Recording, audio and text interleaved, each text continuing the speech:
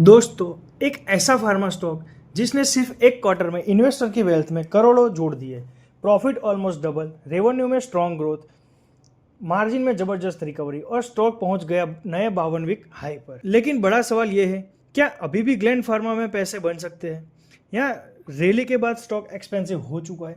आज की वीडियो में हम करेंगे gland pharma quarter for 2026 financial year result का कंप्लीट डीप एनालिसिस। हम बात करेंगे रेवेन्यू ग्रोथ की, profit explosion, CDMO business, risk, future outlook और आखिरी में बाय, होल्ड या वेट। तो वीडियो को एंड तक जरूर देखना, क्योंकि लास्ट में मैं बताऊंगा वो एक फैक्टर जो इन स्टॉक को अगले 2-3 साल में मल्टी बिगर बना सकता है। Welcome back to your own channel smart rupees, जहां हम स्टॉक मार्केट को आसान भाषा में समझते हैं। अगर आप चाहते हैं ऐसी डीप एनालिसिस वीडियो तो वीडियो को लाइक करें और चैनल को सब्सक्राइब जरूर करें। पहले हम थोड़ा देख लेते हैं कंपनी का ओवरव्यू। सबसे पहले समझते हैं कि आखिर ग्लैंड फार्मा करती क्या है। तो ग्लैंड फार्मा एक लीडिंग फार्मास्यूटिकल कंपनी है जो मेनली इंजेक्टेबल मेडिसिन बनाती है। अब इंजेक्टेड मेडिसिन क्यों इम्पोर्टेंस है? क्योंकि ये नॉर्मल टैबलेट से ज़्यादा कॉम्प्लेक्स होती है, इनमें मैन्युफैक्चरिंग स्टैंडर्ड्स बहुत हाई होते हैं और कंपटीशन कंपेरेटिवली कम रहता है। यही वजह है कि मार्जिन्स भी स्ट्रॉन्ग रहते हैं। कंपनी का मेजर बिजनेस यूएस मार्केट से आता है और ये जेनेरिक इंजेक्टेबल एक्सपोर्ट करती है। लेकिन अब कंपनी का सबसे बड़ा ग्रोथ इंजन बन रहा है सीडीएमओ बिजनेस। सीडीएमओ का मतलब होता है contract development and manufacturing organisation. तो सिंपल भाषा में समझते हो तो दूसरी फार्मा कंपनीज अपने प्रोडक्ट ग्लैंड फार्मा से बनवाती है और यही बिजनेस फ्यूचर में कंपनी की बिगेस्ट स्ट्रेंथ बन सकता है। अभी हम दूसरे पार्ट में जानने वाले कि क्वार्टर 4 2026 का रिजल्ट कैसा आया है। तो पहले रेवेन्यू ग्रोथ के बारे में जान लेते हैं। तो अब क्वार्टर 4 2026 में कंपनी का रेवेन्यू आया है लगभग 1743 करोड़ का, यानी पिछले साल के मुकाबले इस साल हमें 22% का ग्रोथ देखने को मिला है। फार्मा सेक्टर पिछले कुछ सालों में प्राइसिंग प्रेशर और यूएस स्लो डाउन का सामना कर रहा था। ऐसे इन्वायरमेंट में 22% का ग्रोथ बहुत स्ट्रॉन्ग माना जाता है। अगर नेट प्रॉफिट की बात करें तो कंपनी ने नेट प्रॉफिट में भी सबको सरप्राइज कर दिया है। लगभग नेट प्रॉफिट का ग्रोथ हमें 97% से बढ़कर 367 करोड़ तक पहुंचता हुआ दिख रहा है। मतलब 97% का ग्रोथ हमें देखने को मिला है। यस दोस्तों, ऑलमोस्ट डबल प्रॉफिट। और यही रीजन था कि मार्केट ने रिजल्ट को इतना एग्रेसिवली पॉजिटिव लिया है। अगर एबिटा एंड मार्जिन की बात करें तो कंपनी का एबिटा लगभग 48% बढ़ा है और एबिटा मार्जिन करीब 29% तक पहुंच गया है। अब इसका मतलब क्या है? इसका मतलब है ऑपरेशनल एफिशिएंसी इंप्रूव हुई है, प्रोडक्ट मिक्स बेहतर हुआ है, हायर मार्जिन प्रोडक्ट का कंट्रीब्यूशन बढ़ा है और सीडीएमओ बिजनेस तेजी से स्केल हो रहा है। और दोस्तों, मार्जिन एक्सपांशन की हमेशा स्मार्ट इन्वेस्टर क्लोजली ट्रैक करते ही है। तो अभी हम देखते हैं कि मार्केट ने इस रिजल्ट को किस हिसाब से लिया है और कैसे हमें मार्केट में एक मूव देखने को मिला है। ये तीसरा पार्ट है। तो अब सवाल आता है कि मार्केट इतना एक्साइटेड क्यों हुआ और इतना स्टॉक में इतनी तेजी क्यों देखने को मिली? तो इसके पीछे 5 बड़े रीजन है। पहला रीजन है सीडीएमओ बिजनेस का बूम। सबसे बड़ा पॉजिटिव ट्रिगर था सीडीएमओ सेगमेंट। अब कंपनी के रेवेन्यू में सीडीएमओ कंट्रीब्यूशन लगभग 25% तक हो चुका है। तो इसकी वजह से हमें स्टेबल मार्जिन और हाई मार्जिन देखने को मिल रहा है। अगर ये सेगमेंट तेजी से ग्रो करता रहा तो फ्यूचर में हम इस स्टॉक में बड़ी से तेजी देख सकते हैं। दूसरे रीजन की बात करें तो यूएस बिजनेस स्टेबिलिटी है।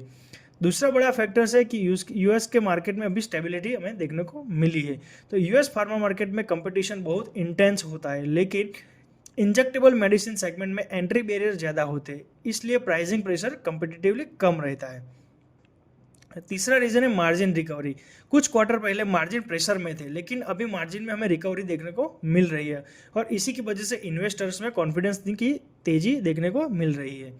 अगर चौथे रीजन की बात करें तो स्ट्रॉन्ग फुल ईयर परफॉर्मेंस। ये सिर्फ एक लकी क्वार्टर नहीं था, पूरे फाइनेंशियल 2026 में कंपनी ने स्ट्रॉन्ग परफॉर्मेंस दी है और फुल ईयर रेवेन्यू लगभग 6430 करोड़ रहा और एडजस्टेड प्रॉफिट आफ्टर टैक्स करीब 50% तक बढ़ा है। पांचवा रीजन है डिविडेंड अनाउंसमेंट। कंपनी ने करीब और करीब 20 रुपए का डिविडेंड अनाउंस किया है। तो ये मैनेजमेंट का कॉन्फिडेंस दिखाता है कि कंपनी का कैश फ्लो हेल्थी है। अभी हम चौथे पार्ट की बात करेंगे तो स्टॉक प्राइस रिएक्शन। रिजल्ट के बाद स्टॉक लगभग 15 से 16% तक उछल गया है और नया 52 वीक हाई बना दिया है। सबसे इंटरेस्टिंग बात, जब बॉर्डर मार्केट वीक था तब भी ग्लैंड फार्मा आउट परफॉर्म कर रहा था। इसका मतलब है इंस्टीट्यूशनल इन्वेस्टर्स एग्रेसिवली बाइंग कर रहे हैं। अगर हम 5वें पॉइंट की बात करें तो रिस्क यू मस्ट नो, तो ये कौन से रिस्क इसमें इन्वॉल्व है। सिर्फ पॉजिटिव देखना डेंजरस हो सकता है, इस इन्वेस्टमेंट में रिस्क होते हैं और स्मार्ट इन्वेस्टर हमेशा रिस्क को समझते हैं। पहला रिस्क है वैल्यूएशन रिस्क। तो स्टॉक में जो रैली आई है, जो रैली कर चुका है, तो कुछ एनालिस्ट का मानना है कि वैल्यूएशन अब प्रीमियम जोन में है, पहुंच गया है। अगर फ्यूचर ग्रोथ थोड़ी भी स्लो हुई तो हमें शार्प करेक्शन देखने को मिल सकता है। दूसरा रीज़न है यूएस एफडीए रिस्क। हर फार्मास्यूटिकल कंपनी की तरह यूएस एफडीए रिस्क हमेशा रहता है।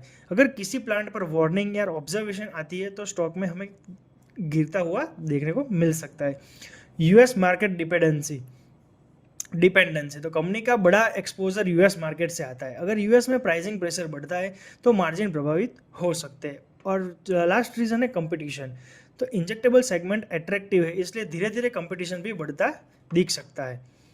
अगर छठे पार्ट की बात करें तो उसमें सबसे हमें इम्पोर्टेंट सवाल, क्या फ्यूचर में भी ग्रोथ कंटिन्यू रह सकती है। मेरे हिसाब से कंपनी के पास 4 बड़े ग्रोथ ड्राइवर्स है। ग्रोथ 1 है सीडीएमओ सेगमेंट।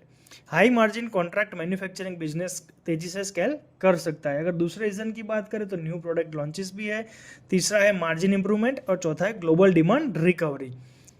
अगर मैनेजमेंट एग्जीक्यूशन स्ट्रॉन्ग रहती है तो अगले 2-3 साल में अर्निंग ग्रोथ पावरफुल होती हुई दिख सकती है।